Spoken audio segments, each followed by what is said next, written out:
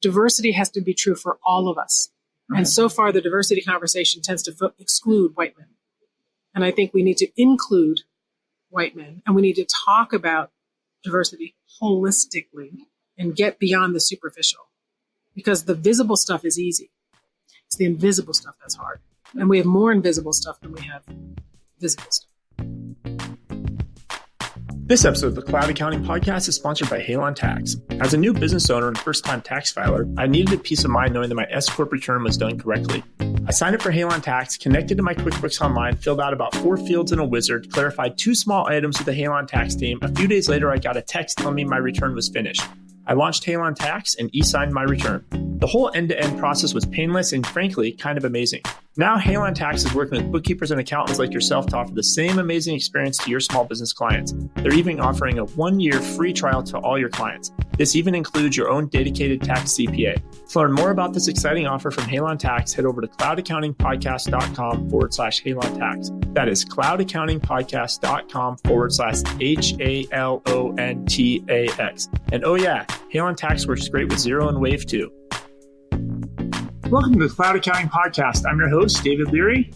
And I'm Jina Etienne. Jina, welcome. Thanks for joining us today. As I was configuring and getting our tech checks done, you started to talk about the diversity topic, which we'll discuss a little bit today. Before we jump in, please introduce yourself. I think a lot of our listeners may not know who you are.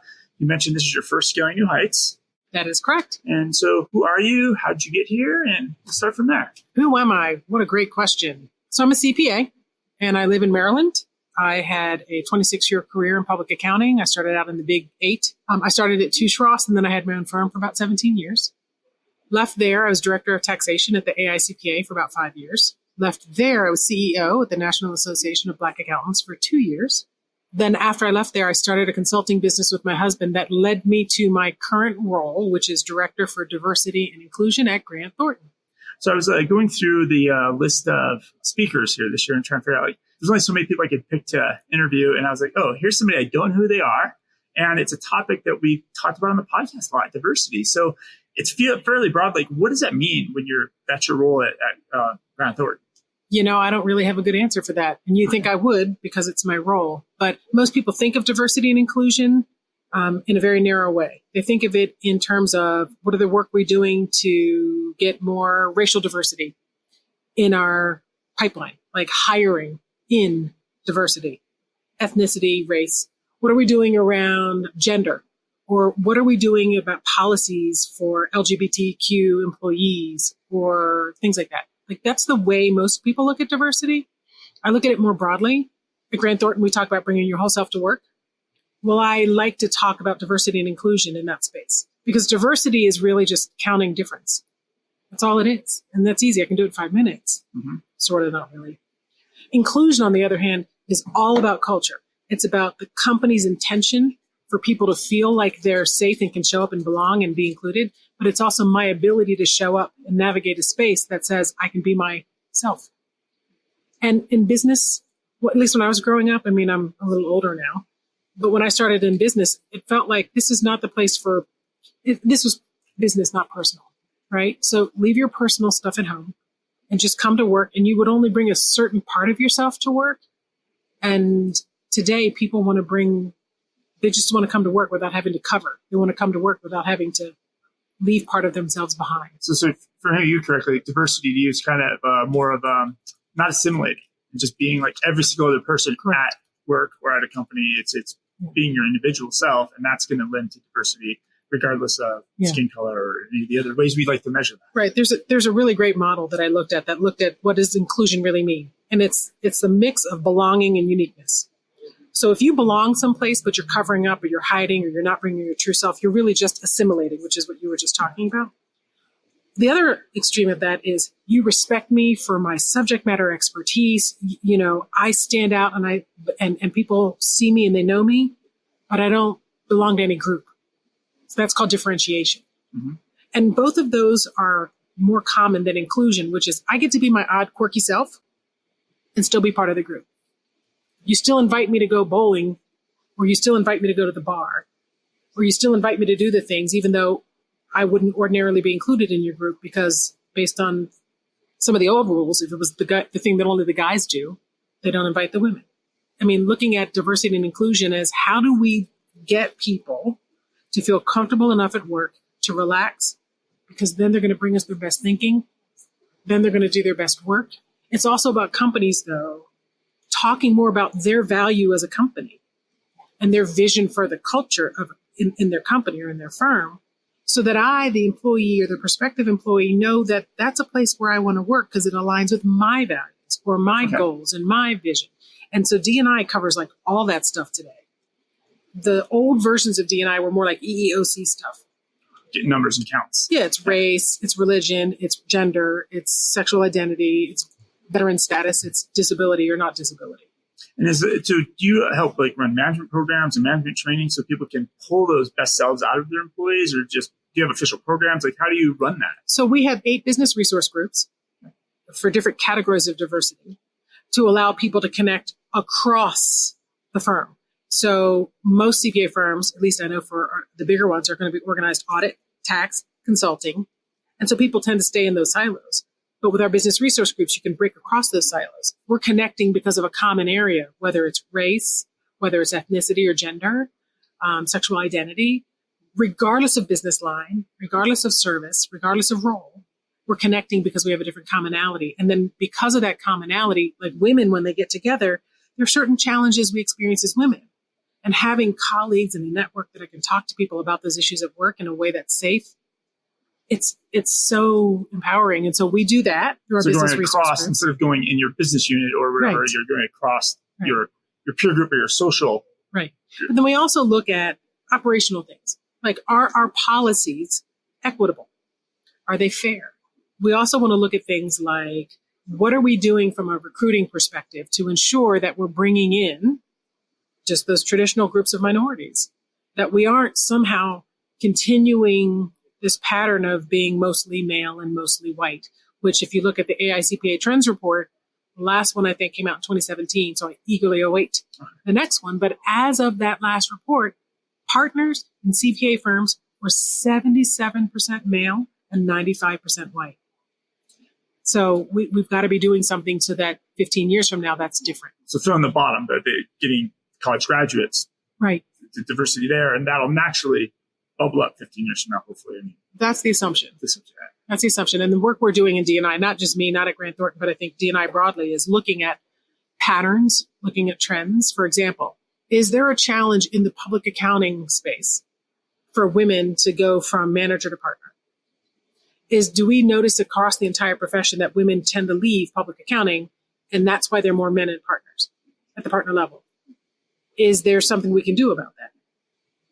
And so, from a D&I perspective, that's the kind of conversation that we want to have and explore and look and better understand. But I also think that where I'd love to see the diversity conversation go is looking at the people we have today and asking ourselves, have we really empowered them to really get outside of that box?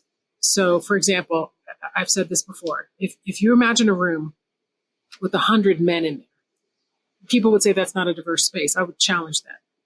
And I would say there is difference of style, there's difference of experience, there's difference of role, there's difference of process and thinking, background. Some of those people might be immigrants. And if it was a visible difference, then we would have said, oh, there's diversity in the room, but it's invisible. The other thing is, and this is true in public accounting, my bias is about to show, so I'll admit that. There's no opinions ever on this podcast. But I would argue that when the white guy gets to show up as his self and not some stereotype version that he thinks he needs to comply with or align himself with, now we can have an honest conversation. Because if the white guy who loves to dance, or a gay man who is still in the closet, or a white guy who didn't speak English when he was born, and only learned to speak English, but nobody knows this, like these kinds of secrets, when they can come out and be safe, and when they're accepted, when we allow for the diversity among them, that group, I'm a Black woman, only then will I stand a snowball's chance in hell. Because diversity has to be true for all of us. And so far, the diversity conversation tends to exclude white men. And I think we need to include white men. And we need to talk about diversity holistically and get beyond the superficial, because the visible stuff is easy. It's the invisible stuff that's hard. And we have more invisible stuff than we have visible stuff. It's great. I'm so glad you're here. It's an interesting point of view that I've never heard before. I haven't seen out there before. Thank you for coming on to discuss that.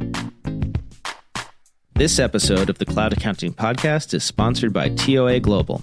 As you know, most firms struggle with attracting, managing, and retaining staff. And finding staff is getting tougher every day. This is where TOA Global can help. TOA Global is the most professional outsourcing partner to help you build and manage a global accounting team. By building a global team, you'll be able to take away the time-consuming process-oriented work from your local team while building a cost-effective team offshore.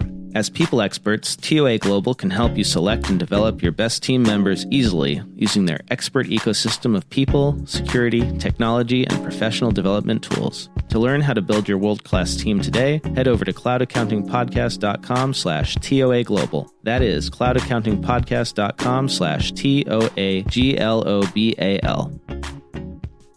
I think a few weeks ago, Sage had their annual, they survey 3,000 firms of different sizes, and they put out, and I think if I remember the stat correctly, Blake and I talked about in the podcast a few weeks back, only 25% or maybe less than 25% have even a diversity plan. Is it important for firms to have that or not? Like, how do you digest that number? Like, I feel like it's too low in 2019 or 2019. It's just way too low. Yeah, I find that puzzling. I hadn't heard that stat. So now, of course, I'm going to have to go back and look that up. I'm sure it's in the show notes somewhere. Well, but I'm not surprised. And I say that because even if you just look at the top 50 CPA firms, there aren't that many that have the role that I have. I'm grateful that Grant Thornton even has a role like this. And there are two of us actually focused on diversity full time at Grant Thornton. I think that the profession means well, but we don't yet understand the value of diversity from the perspective I was just talking about. I don't mean it in the traditional, in the legacy sense. I mean it in allowing people to show up differently, work differently, think differently, provide different types of services. I mean, we're struggling still to get people to work in the cloud. I mean, we're not a profession that changes quickly. We definitely discussed that on the podcast. Yeah. And we tend to like to just keep doing, well, if it ain't broke, don't fix it. Just because it ain't broke doesn't mean it's right. And I think that getting people to think about diversity until we get past it being, we need to hire so many minorities out of the total people that we hire. Because I think all firms think about that. But we don't think about the diversity of thinking that goes into the work that we offer. We don't think about the diversity of teams that show up and serve a client. We don't think about the different ways that we could be leveraging the diversity of style, approach, thinking, methodology, and background and experience to deliver results for clients. We don't think about how diversity will make us better in the results. I think we just think about diversity in the legacy sense. And so I'm not surprised, long answer, sorry. I'm not surprised at the stat. And I think when we get people doing diversity in every firm, not from an HR perspective, which is even my role as in HR currently, but doing it from an operations and innovation and a client service perspective, thinking about how does the inclusive mindset and diverse approaches and styles inform culture, process, service line, output, branding, messaging, like all of that stuff. That's way beyond HR. This is so much more than HR. And I think you're right. Like with this being a numbers business, everybody just wants to count the numbers. Yeah. So this is a hard thing to count. And this is a hard thing to count. No. Well, there are analytics you can do, but there's other data that we're going to need to start capturing, which as CPA firms, we haven't always historically captured that kind of data. So I think a lot of people like that are attending CLN New Heights, or a lot of listeners of this podcast tend to be small firms, right? So if you have a solo firm or you have 2 or 3 employees, is there any tips you can give to smaller firms who obviously cannot have a position like you have? Like they're just not a big enough firm to have that. Ways they can just be more conscious of diversity. Like, is there a policy? Is there a mindset? Yeah, 2 things come to mind. First is, one, small firms are at a disadvantage if you're thinking about diversity, that they want to have different groups represented in their employee base. I say think of it differently. Look at your employees whether you have 2 of them or 10 of them, or whatever the size of your firm, look at personality styles, look at background, look at experience, and try to see how different is the group. I mean, I just had a session this morning on understanding, like she went through the DISC profile and how understanding personality helps with client communication. Well, part of that required understanding the different personalities in your own office. So you could be a group of 6 women. If you looked at yourself in terms of background, style, experience, all the things I keep mentioning, you're probably way more diverse. And then you can lean into that diversity to use it to differentiate yourself in the marketplace. Because otherwise, you're just another accountant. And this morning, one of the speakers on the main stage said something to the effect of, if I'm looking at it 1,000 accountants and bookkeepers, and all you're telling me is the stuff that validates that you're an accountant, how do I make the difference? How do I make a choice? You don't lean into the stereotype of the accountant in the traditional sense. Leverage your diversity and say, accountant, I do that stuff really well. But here's the type of thinking that I'll bring to you. Give them a why. Share your perspective.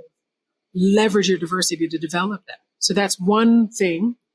And then the other thing I would say is when you're looking at diversity, if you can't find it in an employee pool per se, look outside. Look at your outside contractors. Do you have independent contractors? Do you have any form of mentors or coaches? Do you have any type of advisory board, especially if you're a small firm owner, because your employees won't give you feedback. So maybe having an advisory board or a group of trusted clients that you can go to for feedback and looking at diversity there. To give you different perspectives and points of view. That you wouldn't otherwise get in your immediate pool. And then just make sure you're not hiring a bunch of people that look and think and act like you, because it's robots, which is kind of the accounting industry. Like we said. I think we're more diverse than we give ourselves credit for. I just think we don't talk about this because as accountants, we're trained and branded to be reserved and quiet, and we keep our opinions to ourselves. So Jina, if people want to get a hold of you, get in touch with you, learn more, maybe share thoughts, what's the best way for people to get in touch with you? LinkedIn is good, and Twitter. I'm at Ms. Tax Cat. My former life, I was a tax person for 26 years. Miss Tax Cat. Miss Tax Cat on Twitter. Okay. And of course, you can message me on LinkedIn. If you send me an invite, please put in the message something like, I heard you on the podcast, want to connect more. Yes, because put that in. A lot of people get, send LinkedIn invites. You don't know who they are. So happy to connect. Awesome. Thank you for coming on. Those of you who want to get in touch with me, I'm at David Leary on Twitter. And I think that's a wrap for Scaling New Heights. Thank you for having me. Thanks a lot. Bye, everybody. This episode of the Cloud Accounting Podcast is sponsored by LivePlan. Did you know that millions of small businesses use LivePlan products to start their business?